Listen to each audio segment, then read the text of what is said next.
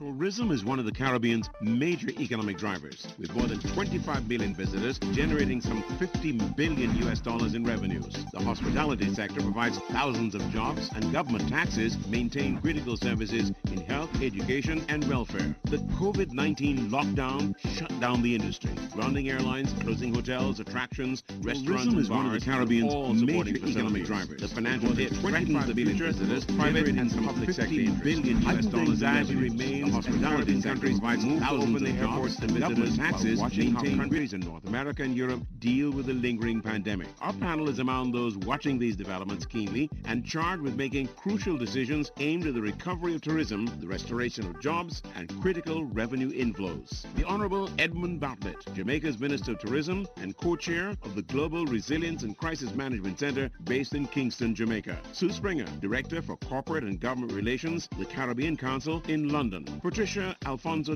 President of the Caribbean Hotel and Tourism Association, joining us from Bridgetown. And also in Barbados, Professor Clive Landis, Chair of the University of the West Indies COVID-19 Task Force, to help us align tourism and health. We welcome our distinguished guests and our worldwide audience to the Caribbean Economic Forum July 2020 edition on television, radio, and online.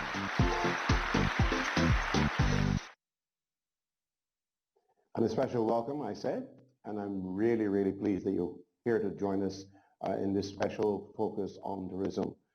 But before I get underway with the debate tonight, I think it's only appropriate that I extend a special word on the passing of a Caribbean statesman, Owen Arthur of Barbados, a former Prime Minister, a man who was responsible when he served for the Caribbean single market and economy.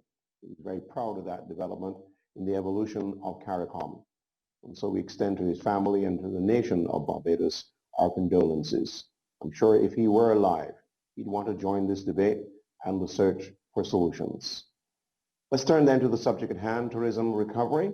And I want to start first by inviting the man who chaired the COVID-19 Task Force for the University of the West Indies, Professor Clive Landis, because I think it is his group who are very, very crucial to decisions made by government and agencies and by the private sector in this effort to recover tourism.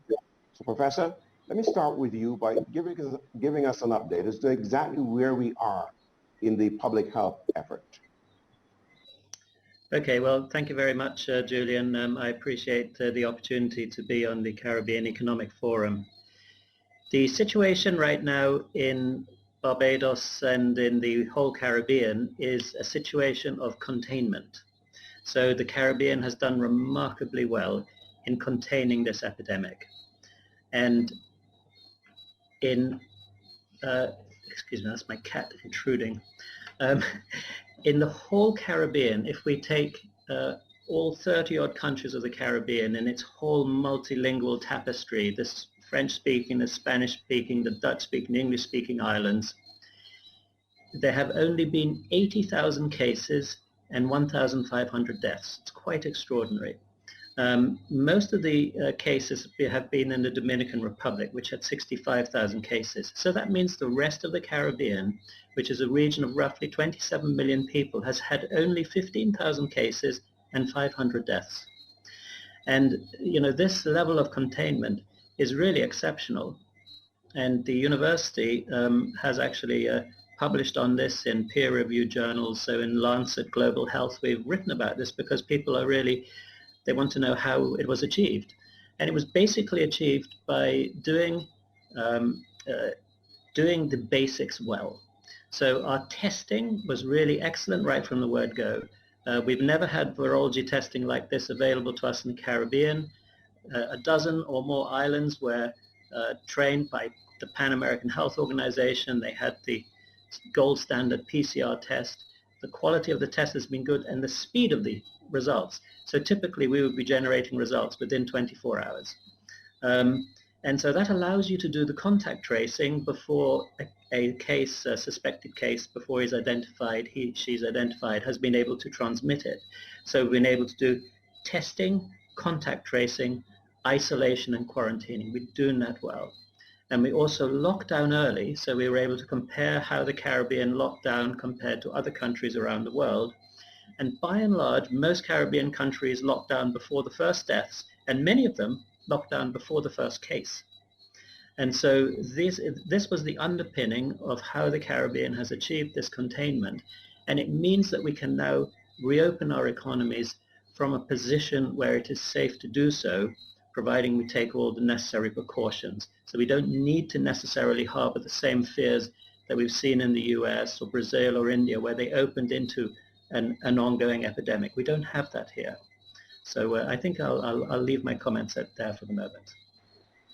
But I wouldn't leave you there, Professor, without asking you to at least look and share with us the anxiety that we have looking at the rest of the world at this time as we open up.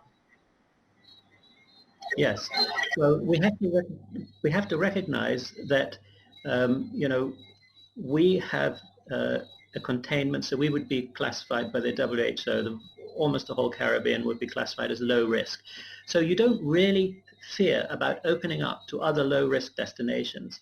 The difficulty comes when you start opening up to moderate risk, such as the UK or Canada, or high risk, such as the US or Brazil. And if you take a risk-based approach, then these risks can be managed. All right, so you have a certain, you're giving us a certain level of comfort, if I can use that word advisedly. And I suspect that is the basis upon which many, right, okay. I suppose that's the basis upon which many of the region's leaders who decided that they would go towards opening up. And that gives me a chance to invite the Minister of Tourism of Jamaica, the Honourable Ed Bartlett, to join this discussion. Minister, you are in a particularly critical position, and I use the royal you because it really extends to every other personality holding your portfolio. Within recent times, you've opened up in Jamaica. Talk to the rest of the Caribbean about what has happened and what still keeps you up worrying. Now, thank you very much for this opportunity, I think. And I want to share in your opening comments and absolutely, you know, echo the sentiments with regards to one of the great leaders of the Caribbean who has passed. Owen Arthur was really an outstanding leader, and all of us in the Caribbean share in this moment of grief, and particularly we share it with the people of Barbados. In my own instance, he was one of my mentors at the University of the West Indies, and in fact he was the warden of the hall.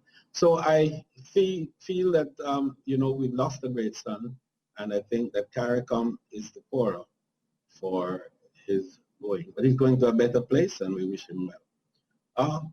Professor Landis, I think, set the stage very well in terms of his very clinical comments with regards to how we have been managing this pandemic here in the Caribbean. And then in the case of us, Jamaica, we've followed all the protocols as he indicated. Indeed, we were among the first to establish the most robust protocol, which attracted the WTTC's signal of approval with regards to safe travel. But we use technology also to add to that capability by establishing an app called Jam COVID. And Jam COVID had two platforms. One was for the returning Jamaicans, that is those Jamaicans who we had to repatriate, and then a second for the visitors, that was the visitjamaica.com platform. And so we were able to get information and to provide a primary screening from those who are coming from even the high-risk destinations like the United States of America. We also sought to look at pre-testing as one of the screening mechanisms, and particularly for the states that had the highest incidence of risk, as was indicated to us.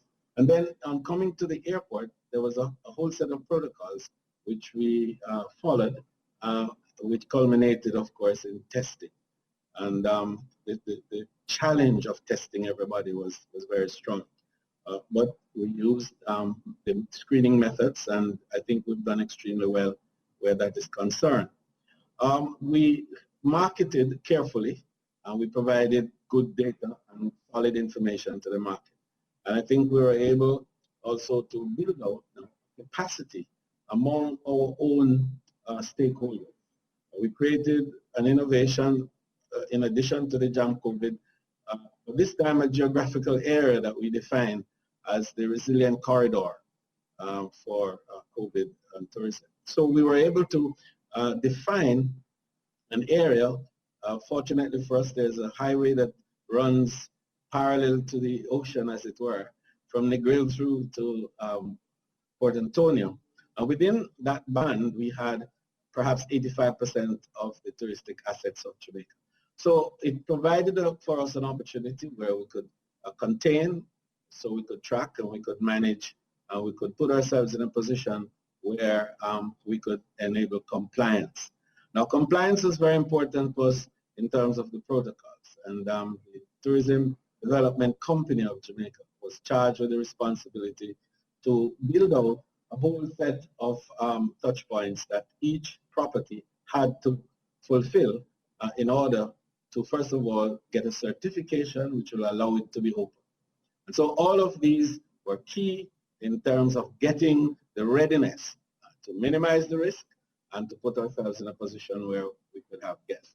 We opened to the international community on the 15th of June, and to date, we've brought in some 60,000 visitors and Jamaicans, and we've earned a little over $85 million for Jamaica. So that is the start as far as you're concerned here in Jamaica. And I just want to ask you one more thing, and that has to do with the people who are welcoming visitors to this country. Everybody from customs and immigration, people working in the hotels, and of course now visiting restaurants, which are now become available. What's going on in there specifically? We'll begin with them training. We trained virtually more than 35,000 workers during the 4 months that they were either furloughed, laid off, or otherwise kept on for a day or two per week.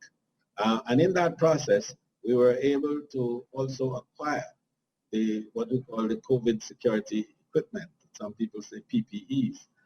But beyond that, we ensured that all the small hotels who would have had a challenge in terms of capacity, we created a funding arrangement, Julian, that is really coming together nicely now with $1 billion Jamaican at the Exim Bank and $1.2 billion that has just been provided by the Ministry of Finance for grants to small entrepreneurs, and then collaboration, I think, with the World Bank on the new READY program that will provide, I think, another $20 million within that frame. So overall, we are providing a pool of pretty close to $5 billion to enable these small players to be able to bounce back and to be able to acquire the COVID security equipment and infrastructure that is required to enable them to comply fully to the protocols that we have established. So what we're saying is that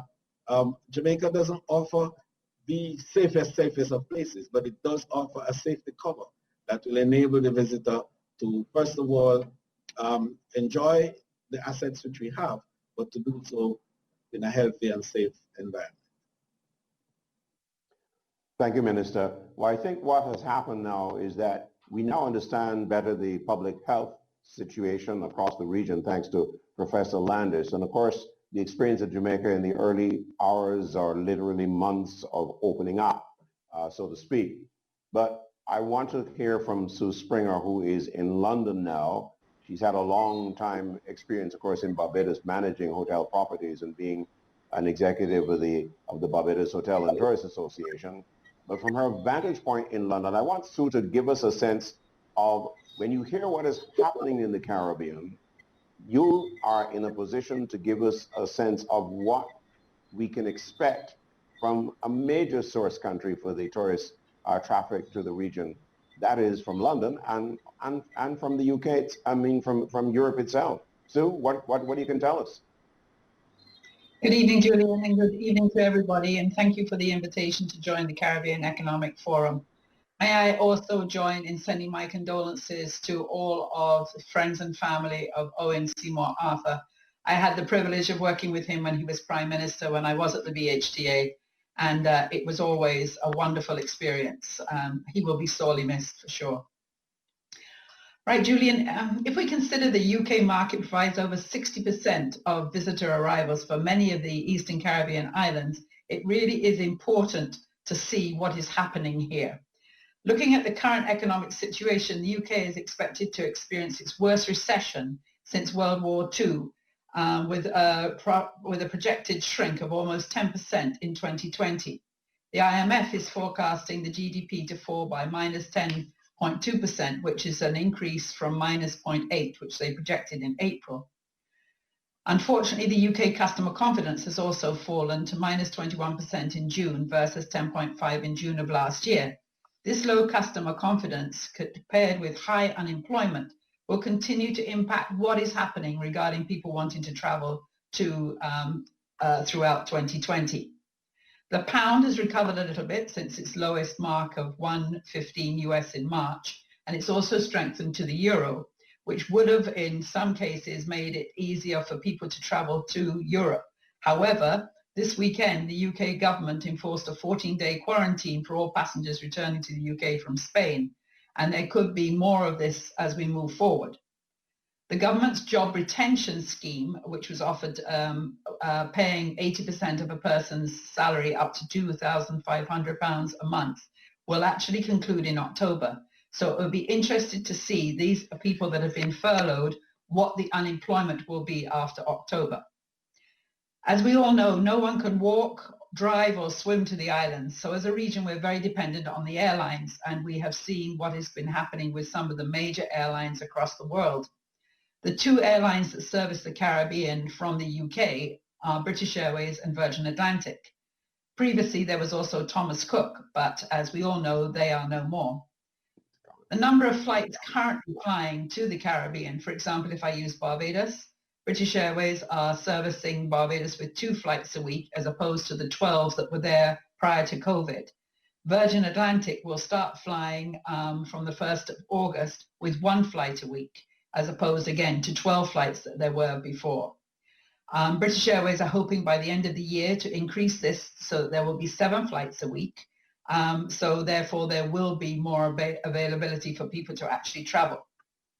Despite all these challenges, and I don't want to sound negative, Julian, the Brits love their vacations, and it will be one of the very last things they will give up. And luckily, the Caribbean has an amazing reputation in the UK. And due to the fact the islands have managed to control the pandemic, as the Professor has been talking about and the Minister, and put into effect strict protocols and systems, the fear of travel to the region is very much minimized. A recent study conducted in June by Source News UK found that 57% of Times readers plan to go on holiday, and 1 in 3 are already looking at options. 53% of their readers also say they put aside money already for their vacation as a priority. The tour operators, which we are very dependent on for the Caribbean from this area, have worked assiduously to try and to rebook vacations. Instead of getting their clients to cancel, they've been trying to get them to rebook. And they've done generally very well. And what we're seeing is a strong booking pattern for 2021, albeit the booking at a slower pace. Some people are looking to book for the last quarter of 2020 and early 2021, are holding strain to just see what is happening before taking their final decision, but they haven't cancelled. What are the customers looking for? I think can be summed up in 3 words: flexibility, trust, and value. The flexibility is the cancellation policy to ensure that clients are confident about what they're booking and what will happen if anything changes. The hotels to get prepayment by the tour operators in advance of the vacation, and a clear airline cancellation policy. This has been an issue that although the tour operators work with airlines, they're not seeing so much assistance in this. Of course, with trust, the protocols and safety are paramount, and insurance for travel people are looking for. Then when it comes to value, hotel offers are very strong in the market at the moment, and generally clients are happy with the price. And you'll see that people are looking for hotels with villa and cottage style accommodation. And for example, the villa and apartment markets are really popular, as basically clients feel that they can self-isolate within their own private space. They're also looking for properties that have large open spaces, outside dining, maybe dining rooms that are making sure that they can provide longer and or staggered dining times. One of the major fears of clients include the inability to get a test in the UK within the 72 hours of traveling, which is one of the things that most of the Caribbean islands have asked for. And then that the test results are taking anything up to 96 hours to get. Plus the cost of the test is £150 per person. Some of the other things are that they are also concerned that the experience may not be as full as usual, that maybe some of the activities or restaurants may be closed. And there is the concerns about the danger of consumer confidence due to differences in regulations between the UK and the different destinations. However, moving forward, I think what we can say that the Caribbean is very much an aspirational destination. And because of what has been done so far, I think moving forward, we will see the Caribbean recovering as and when people can get there and can feel confident. There are a lot of things still to be done, and we talked earlier about technology and so on, and the hotels and representatives most definitely can leverage this. Where we can't do face-to-face sales calls, it's possible to do virtual training for the travel agents and tour operators. Professional virtual meetups with the hotel managers conducting a tour of the property and updating their clients, I think is really good, because now they're seeing face-to-face what the hotels are actually doing and making sure that you educate what is actually happening now. I will close there, Julian. A lot. I was just saying you've given us a rather optimistic picture of the UK and possibly the European situation. If we are permitted to extend that viewpoint. I'm sitting here and saying that Patricia Alfonso Das must be saying to herself, well, if we can deliver what Sue is expecting, then we'll be all right on our way to recovery. Am I right, Patricia? Absolutely. Yes, I think, Sue mentioned a couple of things. I think, consistency in terms of messaging, giving customers who are looking to travel the confidence to do so, so flexibility in your terms, transparency in the information that you're sharing with respect to what's going on in the particular destinations, giving the assurance that on the ground in those destinations there is robust training and preparation of not just the physical accommodations but the people to receive guests. Because I think there's this feeling that, traveling in the time of COVID is going to be a significantly diminished experience. But really and truly, I don't think that it needs to be if we are practicing safe health protocols, training our people so that they're comfortable to welcome our guests, and basically having a situation in resort and on our destinations where everyone recognizes the importance of compliance and is on board with making sure that we're all doing those things that keep us safe. So, Sue is correct. The outlook for 2021 is relatively strong. We had hoped when this whole thing started that, if we were looking at that kind of 3-month cycle that we had seen in places like China and Italy and so on, that we would be kind of coming out of that and may have seen stronger bookings for the fall and winter. But with the protracted situation in the US and the continuing concern in the UK, it's really kind of, there's a rolling pushback on bookings. So that's something that we would have liked to have seen differently at this point. But I think the most important thing right now is that once we do open, or when destinations do open, that they're doing so safely, that they are, that they're portraying, or providing excellent experiences, tremendous value, and that they're really instilling confidence in these first sets of visitors who come to our destinations. Patricia, you have a range of properties in your membership across this region. What are they expecting say, from government in terms of their efforts to be ready and prepared for visitors? Well, I think from a CHTA perspective, I mean, we represent 33 destinations across the region, and our membership ranges from, very small independent properties to the large chains and brands.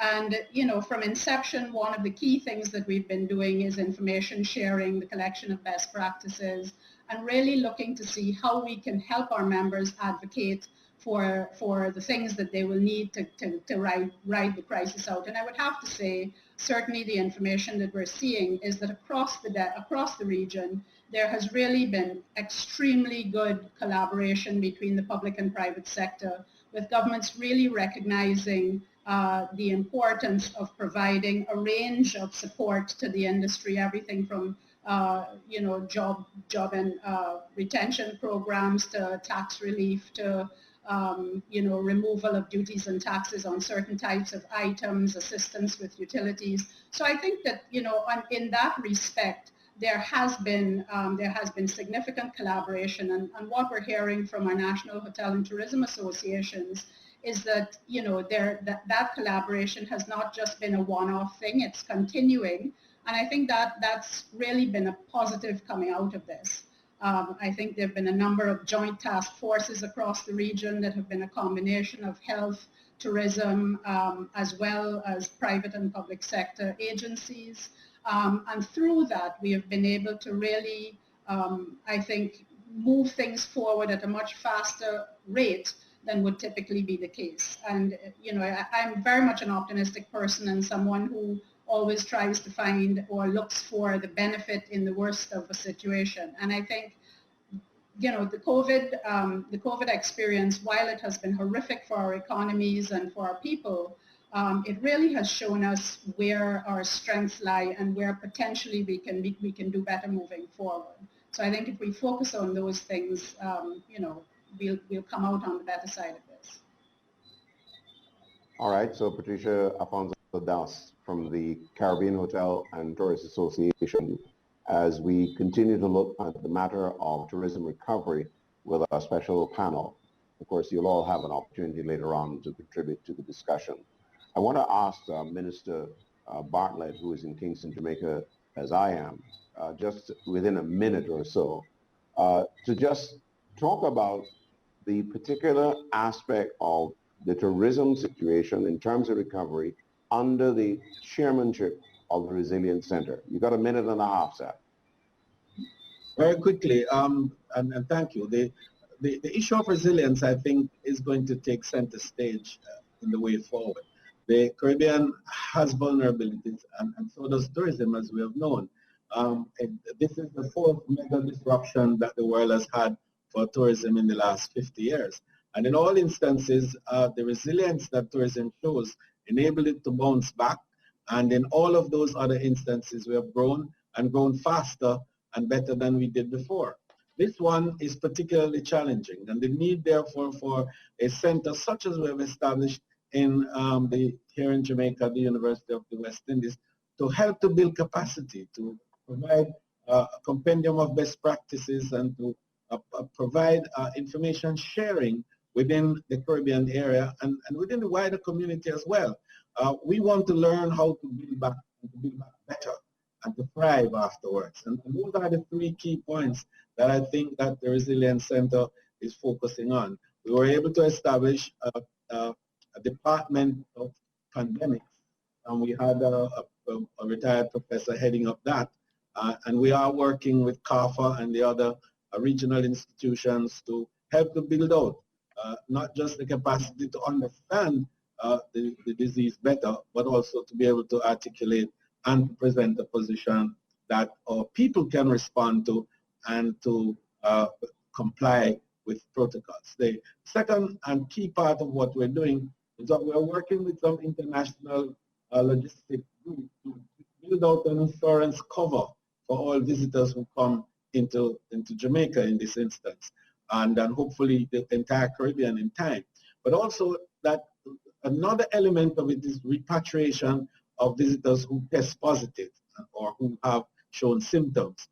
In that way, we will reduce the spread and we will provide a very important security cover for our local population, while also enabling the visitors who come to have a seamless return to their country, and also to have medical attention while they're here as well as overseas. Now, for that, we are hoping that they will pay before they come to the destination. Yeah, thank you, Minister. We'll talk a lot more about that and give you a chance to expand even further a little later on. But right now, we've got to take a break.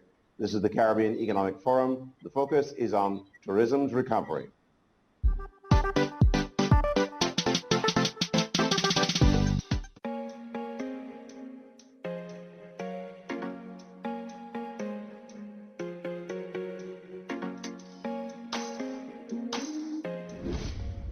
Hi, I'm Kian.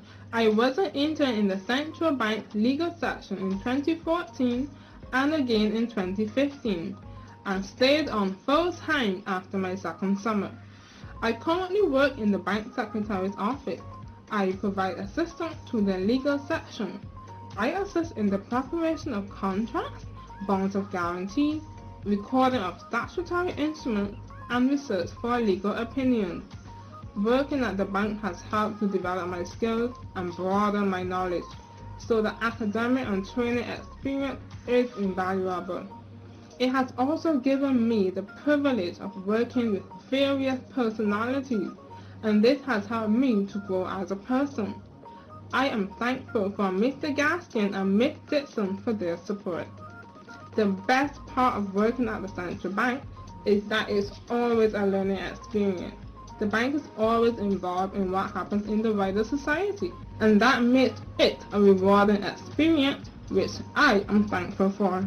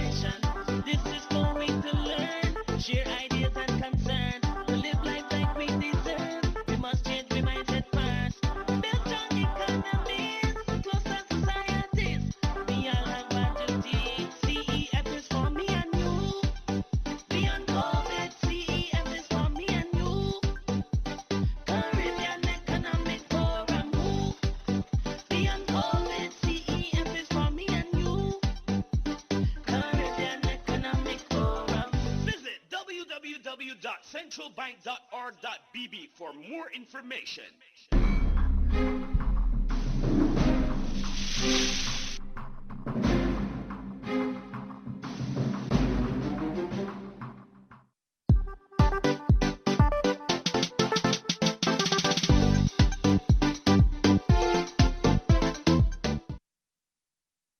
Welcome back, everybody, wherever you are around the world following us here in our Caribbean Economic Forum. I'm Julian Rogers in Kingston, Jamaica.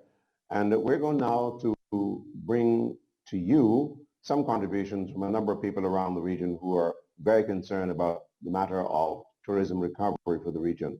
One of them is the head of the Florida Caribbean Cruise Association, someone who's been very active in promoting the region for decades now. She's Michelle Page, and here's her contribution.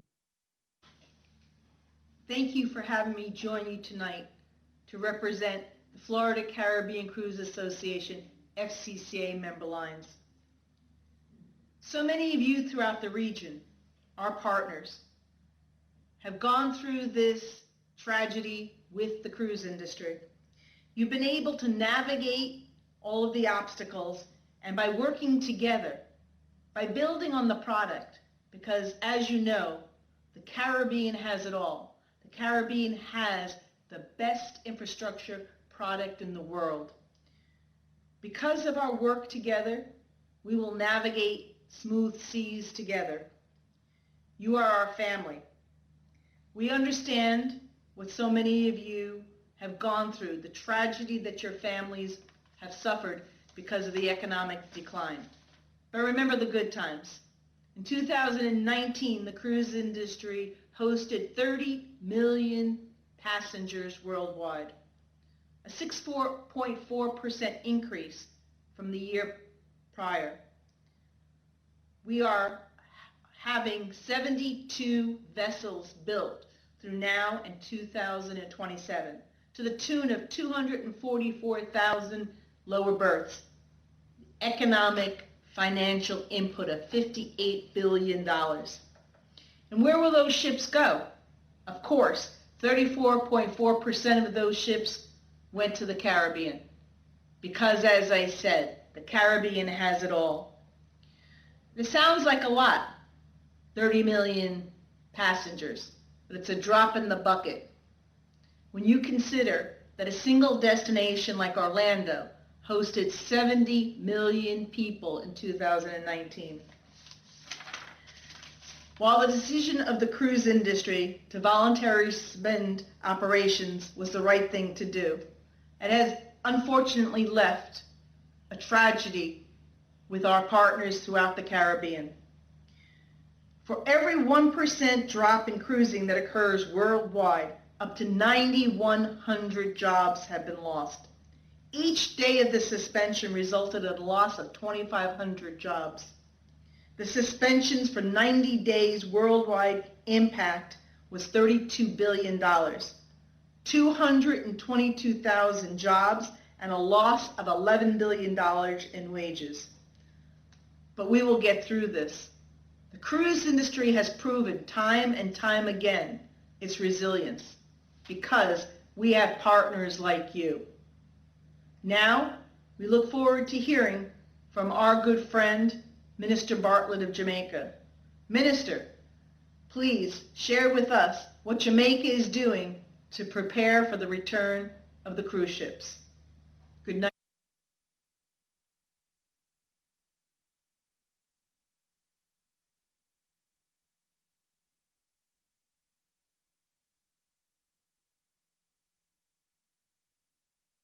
All right, so let's thank you very much, Michelle. Let's then give the minister an opportunity to respond to some of the things you raised, and particularly speak of Jamaica's readiness for the return of the cruise sector. Minister?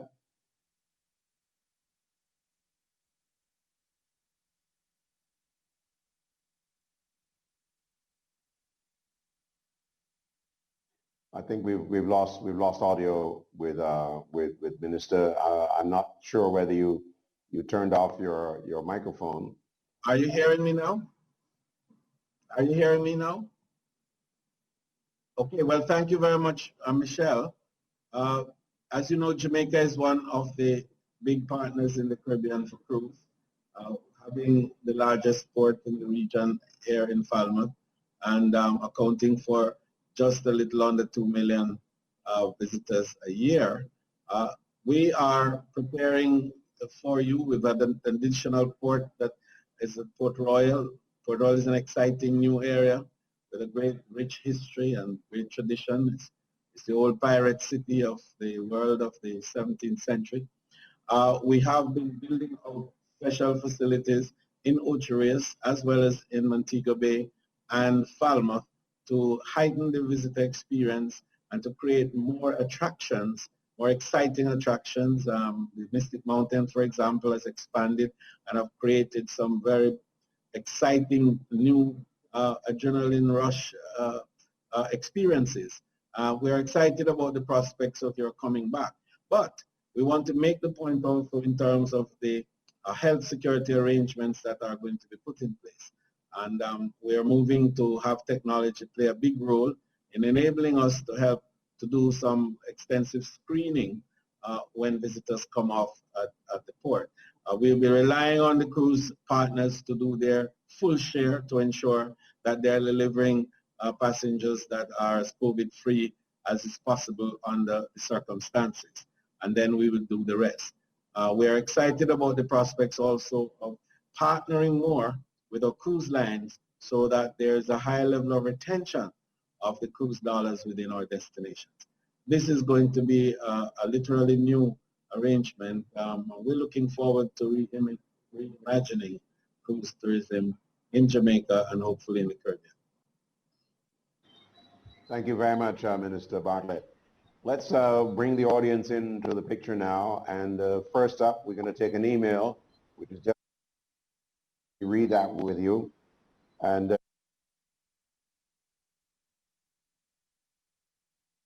BAMP's recommendation, and BAMP is the Barbados Association of Medical Practitioners, for 14 days quarantine for all visitors arriving from both high and medium risk countries. Professor Landis, your turn. So this letter was published today, and it contained a number of points that I thought were very good. So they spoke about the importance of having a contact tracing app, which I fully agree with. They spoke on the importance of limiting public gatherings, which I also agree with. I think, experience has shown that these can be super spreading events. They have also spoken about the importance of having health insurance for visitors so that that can defray some medical costs if anything should happen. Where I do not support the opinions of BAMP today is on the mandatory 14-day quarantine for passengers coming from moderate countries such as Canada, the UK. The protocols in Barbados, I think, are very well considered. So if you come from a high-risk country, so currently we're not open to the US, but the protocols are there. If you come from a high-risk country, you must test negative when you come. You must quarantine, and I use the word advisedly, quarantine, in a designated quarantine facility.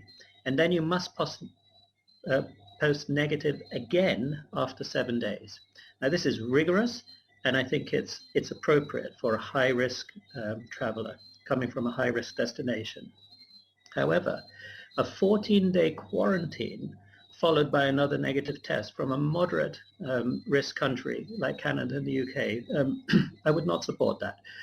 What is currently in the Barbados protocol is that you must come with a negative test, or you get tested at the airport and you have to stay in a designated facility until you are negative, and you are monitored for 7 days, not quarantined, monitored. And I think that's an appropriate response for a traveler coming from a moderate risk destination.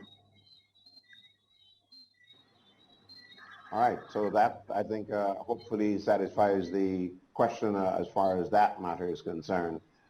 We've got people following us on social media.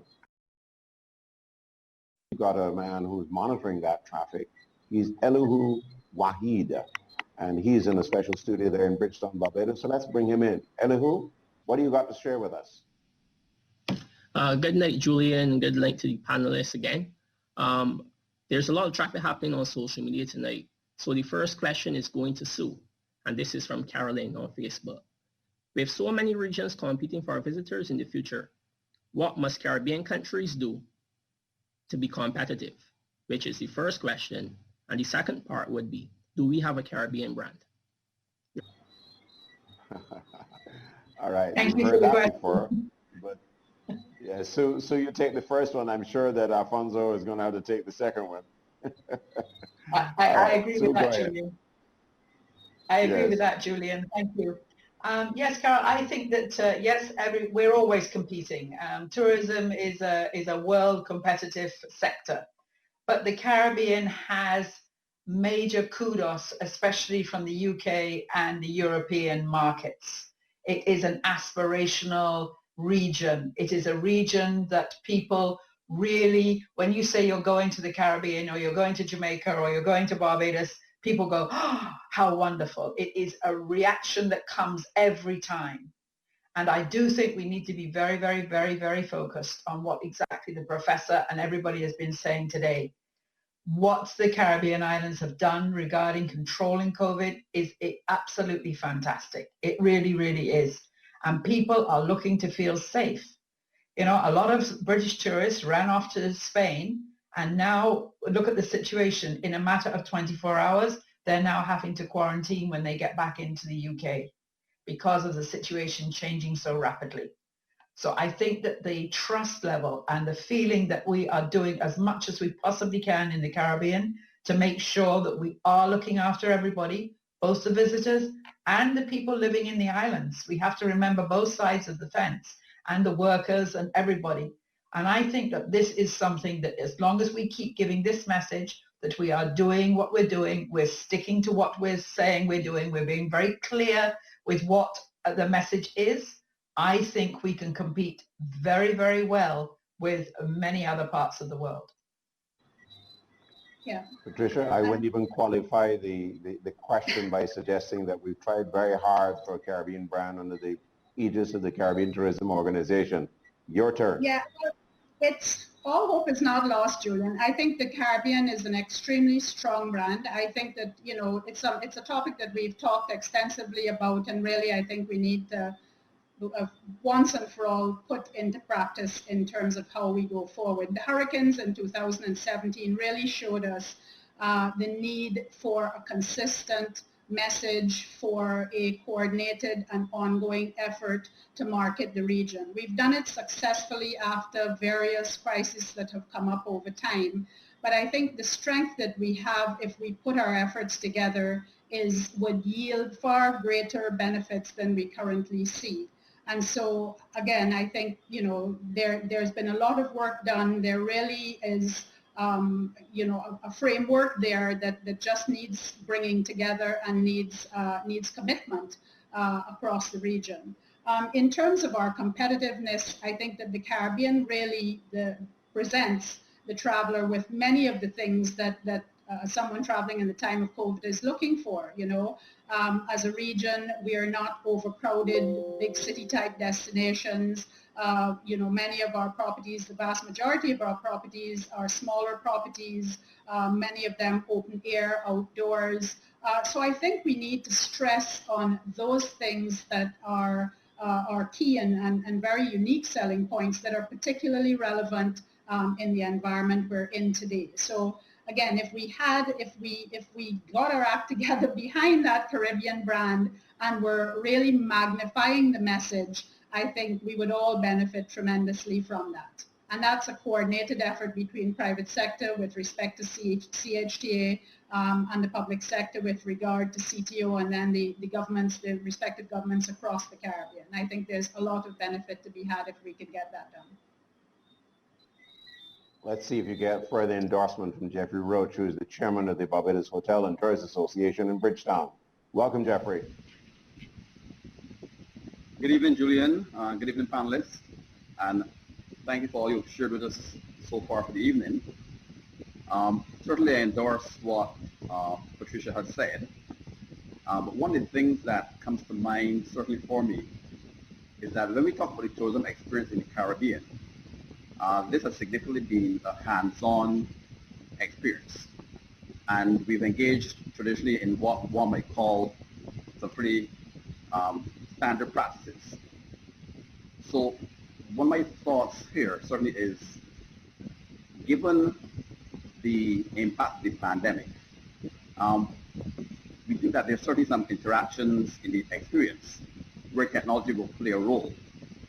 And my question to the panelists would be, what are your views on the use of technology in revitalizing the Caribbean's tourism industry?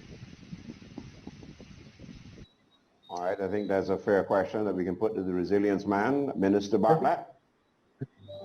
I think technology is going to be a critical determinant of the experiential value of tourism, and particularly the Caribbean has an enormous potential for that. Take our food. We could provide an app of all of the food types in the Caribbean. We could do virtual presentations all across the globe. We could also be marketing. We could be doing experiences using all the technological applications that are now available to us. So I think technology has to play a key role, and the level of connectivity that it will enable us to have is going to be absolutely mind-boggling. We have used technology here in Jamaica to good value for particularly our small and medium enterprises. Some of our street food providers. We have a little man we call the pudding man in Priory in St. Anne. I mean, his pudding is all over the world now by way of digital presentations that we've made.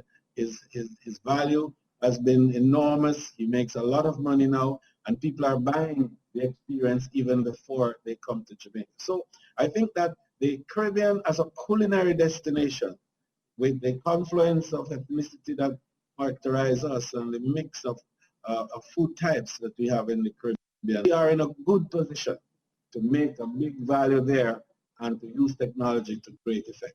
Then multi-destination tourism is something that we have to explore in this post-COVID period, because the Caribbean as individual units are not going to be as attractive as when they look at us together with the wonderful values that we all have combined.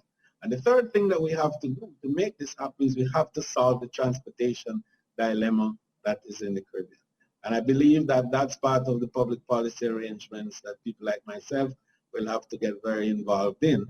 And once we get that right, then I think that we will be able to beat the rest of the world, because the truth and in fact, the Caribbean is still the most exciting tourism destination anywhere on planet Earth. Thank you, Julian, Minister. Let's go back. If I can just make a quick comment. Very quickly, Patricia. Very quickly, Patricia. All right, let's go to the question. How do we build a more resilient tourist sector, and what are your thoughts on an open skies policy? I suspect I've got to come back to you, Minister. That has got to be under your portfolio. Absolutely, and to the point of the multi-destination tourism that we spoke about earlier on. Building resilience, first of all, we have to build human capacity. We have to train and build the skill sets of our people to be able to be agile and to be adaptable and to pivot and to be able to add value at every step of the way to the experiences that we're providing. To do that, and particularly to achieve the multi-destination tourism, we have to look at policies and how do we harmonize certain policies, and particularly with border controls. Open skies is a big area that we need to look at, but it also means that we have to look at the airspace and to create a single Caribbean airspace, a single Caribbean passport and a single Caribbean visa, which allows access into a region and makes all the destinations domestic. So these are far-reaching initiatives that we have to look at in the way forward. We're also going to be creating a new generation, new demographic, if you will, travel, which we're calling the COVID generation, COVID-C or Gen C, as I call it. And this generation is going to be focusing on COVID-resilient destinations, and the Caribbean is a perfect example of that. Professor Landis made the point very well. We've managed ourselves very well. The world has seen it. The world admires it. The traffic is going to come to the Caribbean if we continue in this vein. So we have the means by which a new marketing arrangement can be structured around our COVID resilience, one. Two, around a serious movement of convergence of policies in relation to borders, in terms of open skies arrangements, in terms of a single visa regime, and also in terms of dealing with a transportation solution that will enable a seamlessness in movement between the countries of the region. All right, thank you, Minister Bartlett. Before we go to the break, I know Patricia wanted to make a point. You got a minute, Patricia. What was it? Yeah, well, one, I wanted to endorse Minister's comment on the Open Skies Agreement and ease of movement in the Caribbean. I think, you know, certainly if you're looking, for example, at Barbados, the Caribbean represents our 4th largest market. And for many of us in the region, if we could get that seamless movement, it not only enhances movement of people and spend within the region, but it also encourages a whole new set of people who don't just want to come and spend 2 weeks on a beach, but would be far more tempted if they could experience the diversity of the region to come to us. And the other thing I also wanted to mention was moving back to Jeffrey's question on the technology side. I think, you know, again, when you look at what all of the things that we can and are looking at as we seek to make the customer experience safer and easier, things like QR codes for menus are now standard in many of our hotel and standalone restaurants, contactless contactless check-in, using technology for training. So I think there's a host of opportunities and areas where technology is currently being used to supplement and support, but also to enhance the guest experience and ensure that it is as safe as it can be. Thank you very much, Patricia. Alfonso Das, who of course is the chairman and president of the Caribbean Hotel and Tourist Association.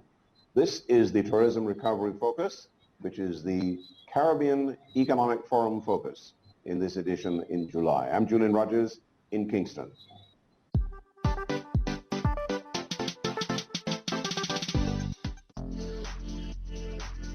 Hey, my name is Matthew Clark, and I was sponsored by the Central Bank of Barbados in the 2017 edition of SPICE. A brief overview of the program is for science students all over the Caribbean to further their knowledge in STEM. STEM is science, technology, engineering, and mathematics. We did courses on calculus, biochemistry, physics, as well as special projects in computer science, renewable energy, robotics, as well as entrepreneurship. Personally for me, how it's benefited me is allowed me to meet a lot of other individuals with like mind in the Caribbean around my same age, and people that I believe will be future leaders in the years to come. Secondly, it's helped me a lot with my application to go to college, as well as resume building, and I would say that has had a very positive impact in the last 2 years of my life. And thirdly, and most importantly for me right now, is the internship program that is afforded to students that complete the program through Castle New England is amazing. I'm actually right now I'm doing an internship program in Boston at Tracing. So it's been amazing. I'd like to thank the Central Bank of Barbados for allowing me to have that opportunity.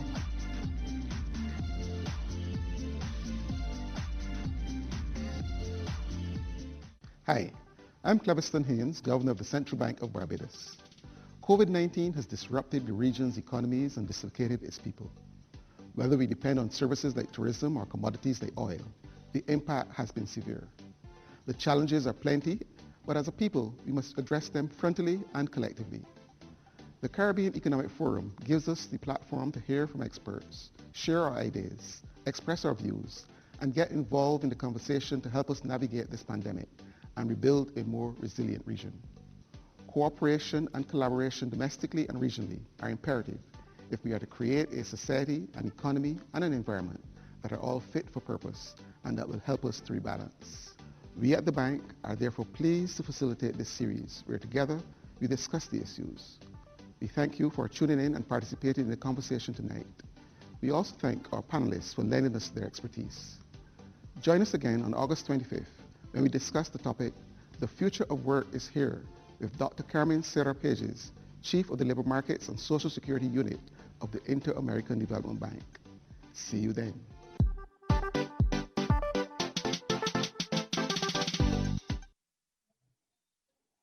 Welcome back as we continue our focus on the tourism sector of the region. We're focusing on solutions that are aimed at recovery of that sector. We've got a panel, but let me tell you now we've got an audience, the really contributors, and we want to hear from you from wherever you are. Let's go to a social media platform now and pick up this response. The question is it a known fact that the U.S. visitors are traveling through Canada and Caribbean islands? Are the authorities identifying these folks and implementing the high-risk protocols? Let me do that one more time. Is it a known fact that U.S. visitors are traveling through Canada to the Caribbean? Are the authorities identifying these folks and implementing the high-risk protocols? Minister Bartlett.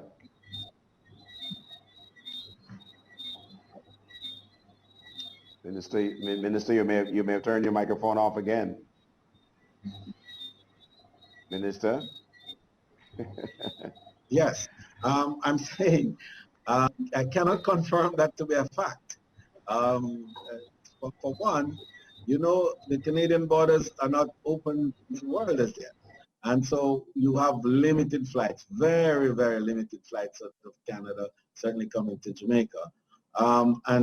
We also have our own screening activities, as you know, and our COVID app does do a great job in helping us to capture those profiles that we have to either provide full testing for when they arrive, or we reject before they even get to board a flight to Jamaica. So I think that it's probably not quite correct. I can't speak for all the other Caribbean islands. Perhaps Pat might be able to help us with that. But certainly for us here in Jamaica, that which is said in the comment is not very accurate. All right, I'll just ask Patricia quickly. I mean, is this a rumor, or do you have any sense?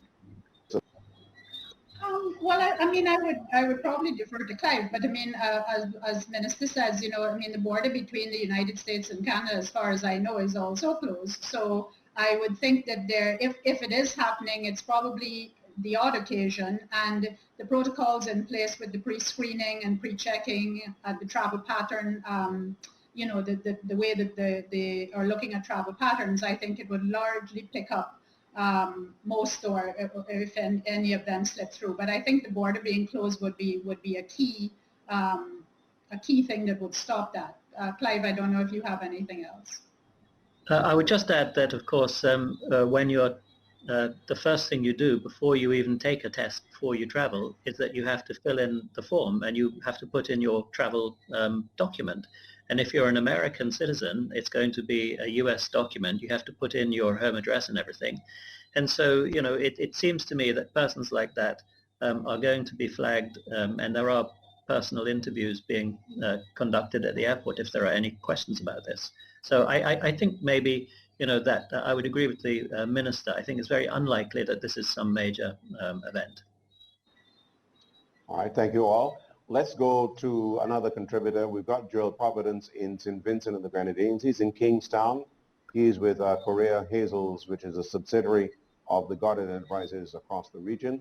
He joins us now to pose a question to the panel. Good evening, Joel. Welcome. Good evening, Julian. Good evening, panel. I'd like to direct my question to both Minister Bartlett and to Professor Landis. But before so doing, I would like to indicate that I'm pleased that Michelle Field was on the program. I'm in the cruise tourism business, and we are pleased that there is more than ever that there's a greater sense of partnership now prevailing or developing between the cruise lines and the cruise tourism operators in the Caribbean, and this is a good thing. We spoke earlier on about managed risk approach towards handling the COVID-19 pandemic. And it begs certain behaviors. It requires of us as cruise tourism operators, as well as the cruise lines, commitment towards compliance, commitment towards responsibility, demonstration of mutual trust, and the like. But here is the challenge. We are also required, more than likely for the season ahead of us, to actually reduce our utilization of our capacity, so that goes down. Our operating costs will go up because there are certain protocols that we have to adhere to and follow, and more than likely our revenue will fall and our profits as well. And therefore, what we require between our partners is the ability to ensure that we are not simply pushed completely out of existence come 2021.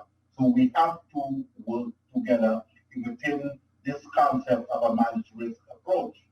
What I just want to deal with, as we look forward to safeguarding the visitors who come, and they in turn have a responsibility to safeguard us, is what protocols we think that we should put in place. Earlier on tonight, we heard about the position of BAM. I assume in relation to visitors arriving by air, that there should be a 14-day quarantine. What happens to the cruise line passengers who come in for less than 24 hours? How do we treat those persons, and what do you think, and how easy it is to create biosecure zones? I direct the question to both Minister Bartlett and also to Professor Landis. All right, well, let's go first. Thank you very much, Joel. Let's go first to Minister. Sorry, I'd like to go to the professor first of all, because I'm sure that this is a rather contentious matter in terms of dealing with the cruise sector. Professor? Okay, I think it would be wrong to give very definitive answers at this point. There are some very deep conversations that the cruise industry must have with itself to establish their own safe protocols on their ships, first and foremost, and then also with their partners, whether that's in the Caribbean or other cruise destinations. And I think, it's very obvious that if your cruise starts in the US, in Orlando, it's in Miami, and comes to the Caribbean, that this is a high-risk destination to begin with.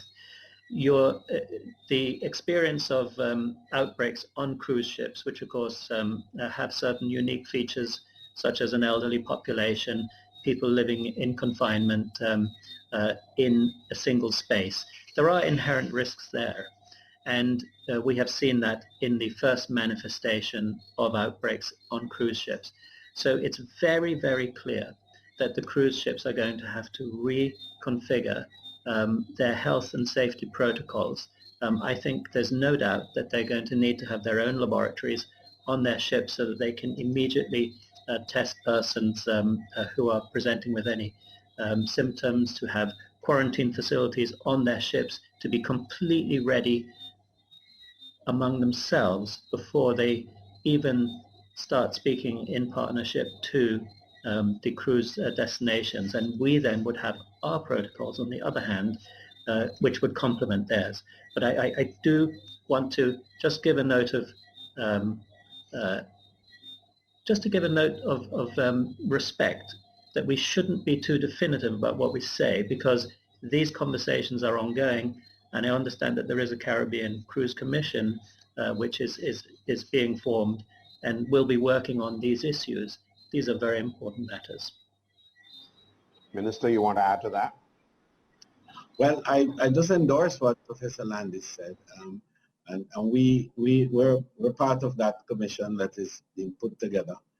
We haven't had very much by way of meetings in the last few months since it was established.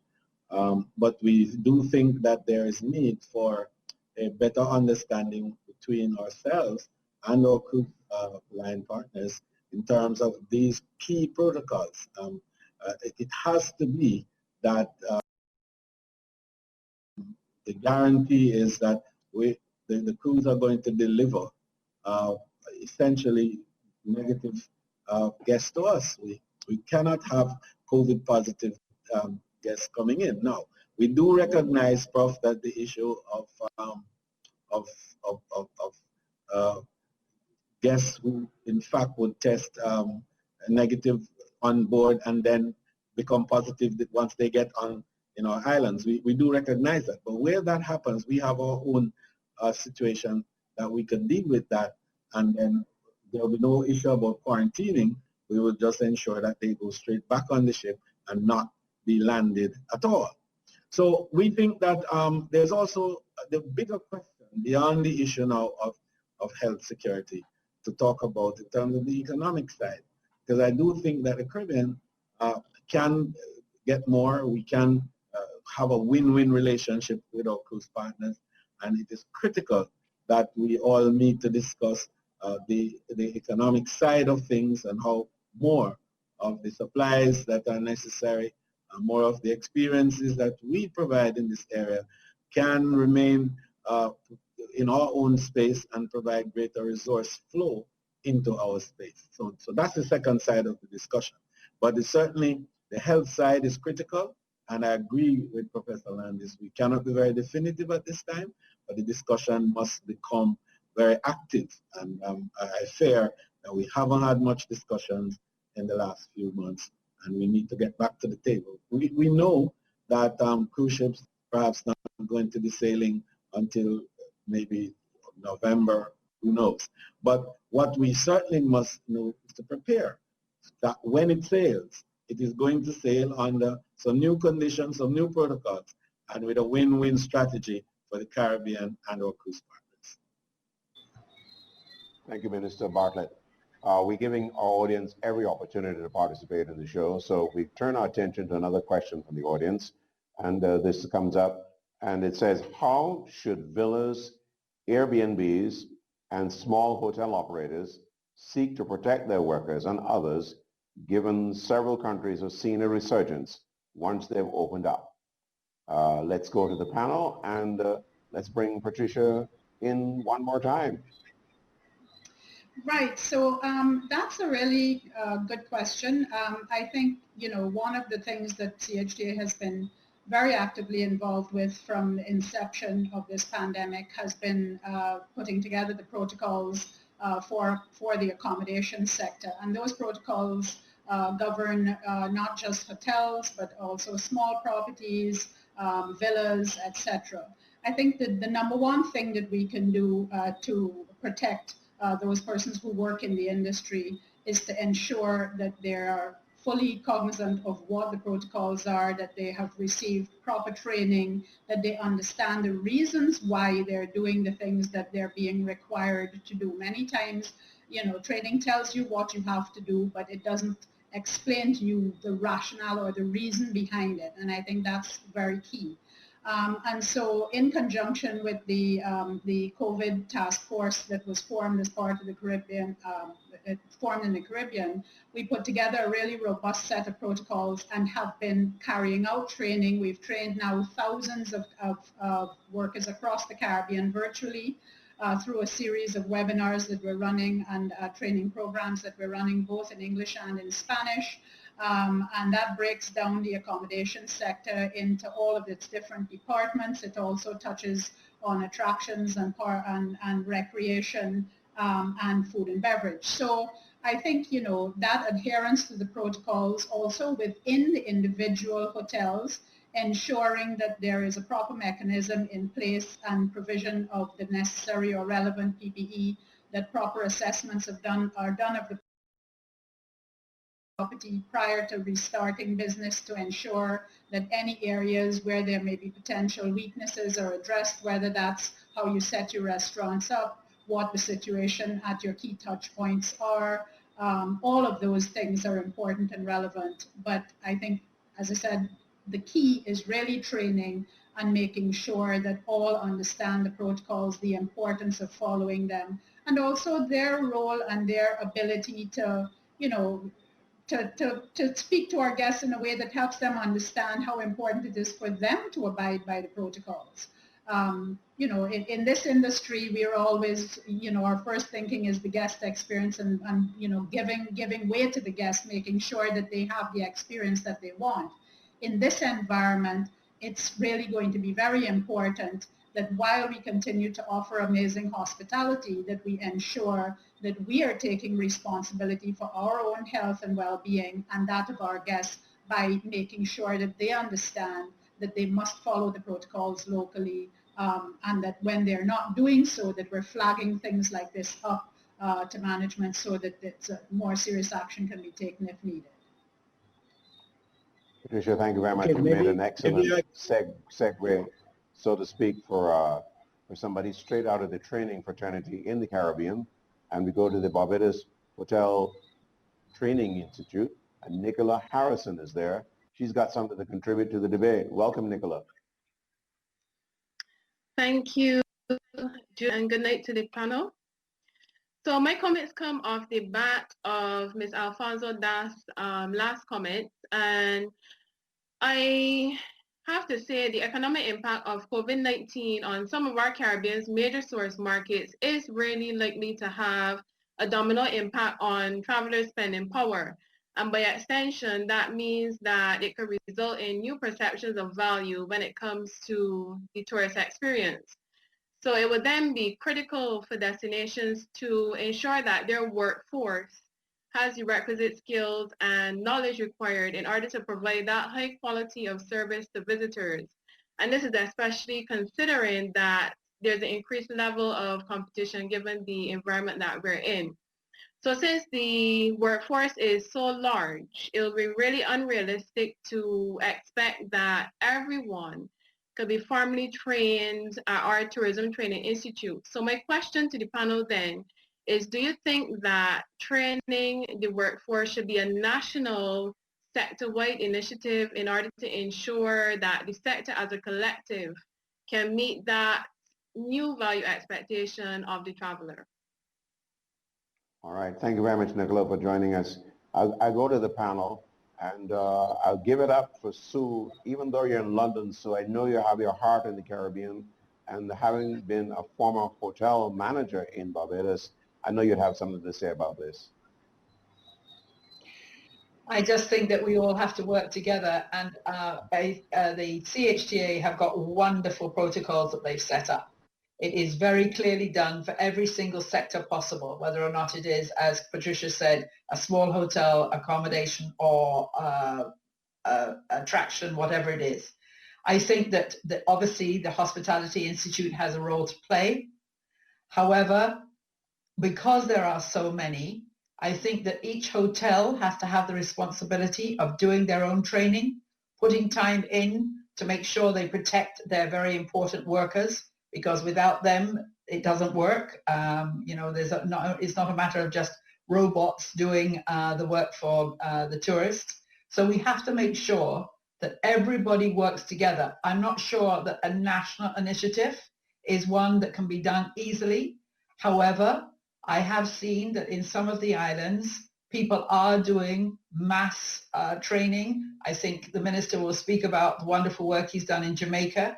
And large numbers have been put together safely in large institutions like gymnasiums or whatever, so that they can actually train as many people as possible. I think it has to be a number of units because it has to be done quickly, and there are so many to do. All right, you refer to the minister. I know, Minister, you talked already about training, but I know this is an opportunity to reinforce for Nicola's benefit exactly what you expect. Absolutely. I think the University of the West Indies has a potential answer to this. They had a school in the Bahamas, which I understand is on its way to Jamaica now. But I think that this is a real opportunity for us to scale up and to bring technology also to bear in developing a curriculum that can go straight across the region and enhance the level of training, look at some of the new protocols that we have to have an entire curriculum around COVID security areas, and to enable the workers, particularly those who are at the moment furloughed and or on layoffs, that they can equip themselves and to upscale their own skills and to create certification as well for the workers, so that they can have what they call stackable credentials and be able to get some level of portability. They can move from one part of the region to the other and even beyond the region. I think it's a great opportunity for us to seriously scale up the training and human resource development within the region and to enable the Caribbean personality, because I tell you, we are a natural for hospitality. If there's a group of people across the globe that is natural, we have it in our DNA. And so it's easy for us to train and to scale up and to give the region a real capacity to provide supplies to the rest of the world, as well as, and I wanted to make a little point about Airbnb, if I can, because I think that's a real challenge for us. It's a challenge for us in terms of being able to track where the visitors are, even with the technology that we're using on geofencing or whatever other types of technology that can be applied. It's difficult to track because they're all over. So I think that the guys who are on this platform, whether it is Airbnb or it is room.com or whoever, need to come to the table and need to sit with us to work out and understand our protocols and to be able to help to guide the way in which their partners in our region are trained and prepared to receive guests from elsewhere. I make that point against the background that, all of us need to be talking now. And I think this is the moment where we are trying to make the recovery happen. All the partners need to be talking. The Airbnb types of the world, the digital partners that we have all over the world need to come to the table in the Caribbean and let us talk about how we all enable a protocol that each can manage and to keep the risk levels as low as possible and to enable our region to remain COVID compliant and resilient. I'm almost tempted to say, Minister, we'll provide a platform for this virtual meeting of minds. Let's turn to another email question from one of our member of our audience. Given the importance of the sector, what consideration is being given to the workers? Will they remain mere hewers of wood and drawers of water, exposed primarily to risk and not truly exposed to opportunities of growth and empowerment? Minister, are you offended? No, well, I tell you, you know, I'm not offended. I'm inspired by that because I think that is one of the imperatives that faces us at the moment. And the hard cold facts is that we have to do something about the perception of tourism workers as low-end workers. And the business of training and certification and to build the qualification and what I refer to as stackable credential is critical. We here in Jamaica, we started that with the Jamaica Center for Tourism Innovation. And we are partnering with international accreditation bodies in the US and elsewhere to provide that level of certification for workers who are on the job, as well as to work with those who are in academic institutions and are preparing to come.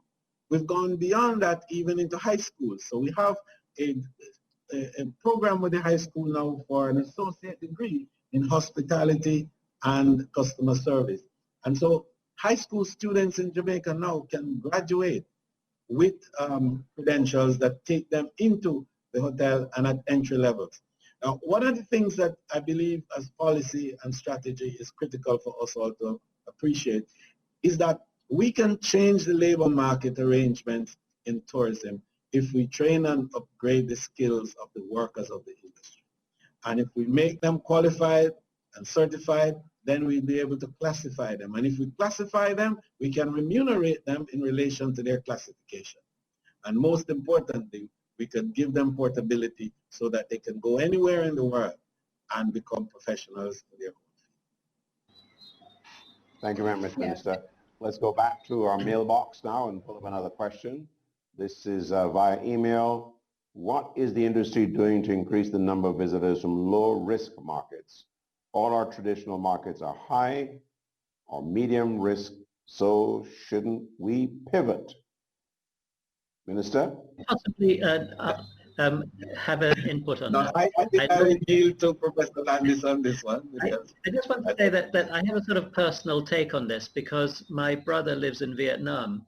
And, you know, when I think about how we've been impacted by our heavy reliance on the US, we've lost our US market to a large extent, and we will have for a while, and it's really hurting us. If we were more diversified and had more destinations like Vietnam, like Singapore, Australia, that we regularly had as our source markets, then I think we would be in a much healthier position. And I would love to see that kind of connectivity to newer markets. All right, so therefore that gives me an opportunity to put a question, to just massage this question a little bit, Minister. The matter of I think that's the key. I was going right there, Julian, because, you know, to diversify our markets in the way that you're talking about, we have to have air connectivity, and that's a real challenge. The United States, with all its problems, still remains the most connected destination for us. And I still believe that the incidence, if you even look at the percentage of the infected in the country, there is still a large body of eligible, quote unquote, visitors that we can go after in the United States. And certainly if we continue to use the science that we understand, we use technology to do screening, we're likely to be able to get our fair share of that US market. Part of the difficulty we have, team, is that the United States, and in fact North America, represents more than 50% of the market of the entire Caribbean. In the case of Jamaica, we are some 70%. And if you add cruise to all of that, you're probably in the 80s.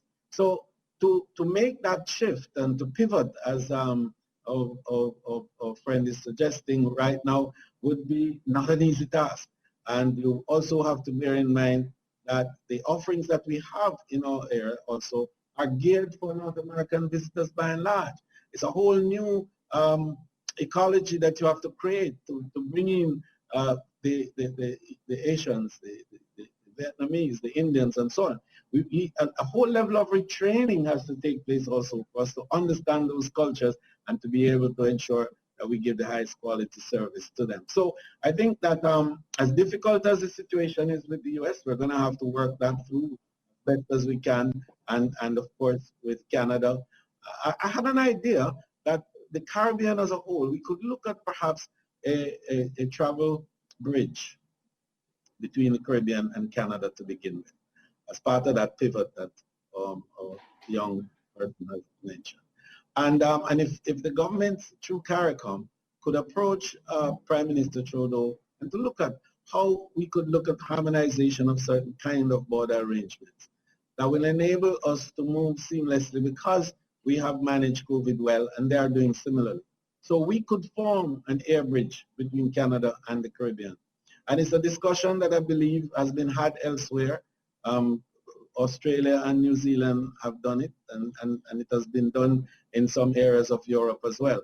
So I think perhaps one of the takeaways from this might be a message to our prime ministers or leaders in the CARICOM area to take a look at that, because that will open the opportunity for us to get significant flows within the Caribbean from Canada, which is a good market, whilst we get the US market back on track, because we need to keep it on track.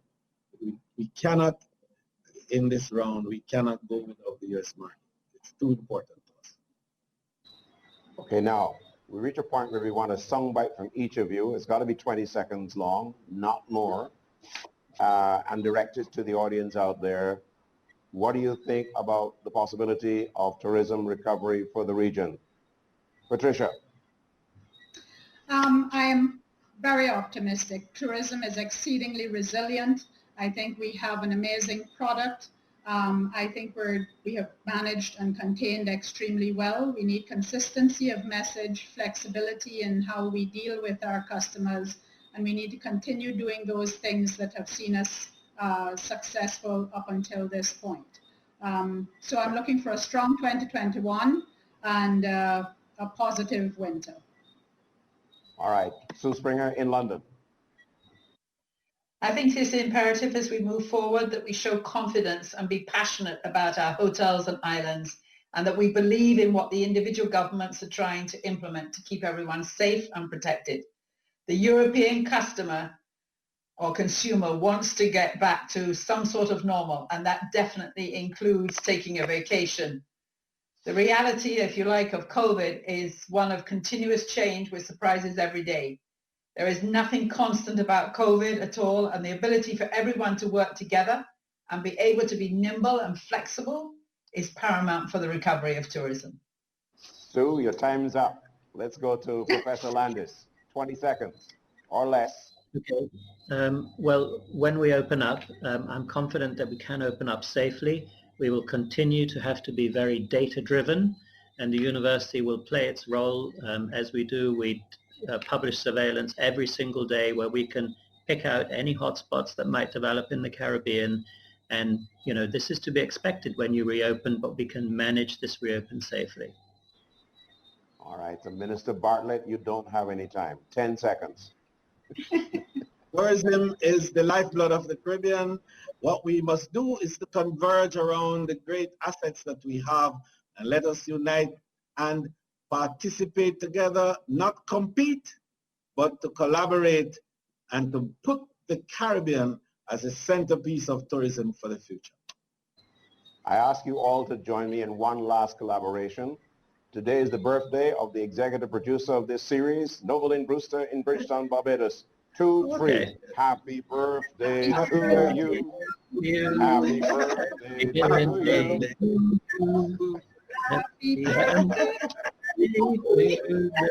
you. Happy birthday. And that's our show. Thank you, everybody, for participating. Thanks to the crew. Thanks to everybody all over the region for joining us, and beyond, for that matter. All the best until the next edition of the Caribbean Economic Forum. I'm Julian Rogers in Kingston.